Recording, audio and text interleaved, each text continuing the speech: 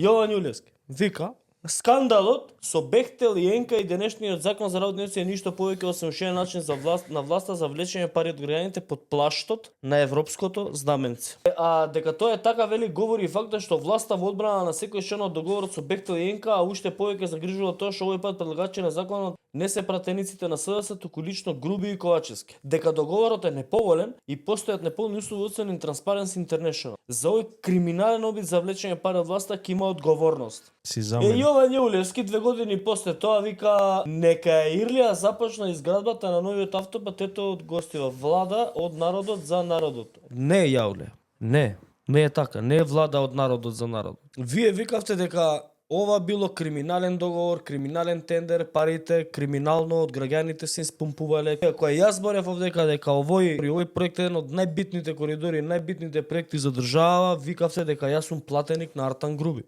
дека јас сум платеник на Димитар Ковачевски, дека јас сум платеник на американците. На крајот испадна дека ја не сум платеник ни на американците, ни на Груби, ни на Ковачевски, заради тоа што вие не го раскинавте договорот, продолжите да го терате договорот на начин на кој што се тераше и претходно, не изменивте закон за работни односи со кој што се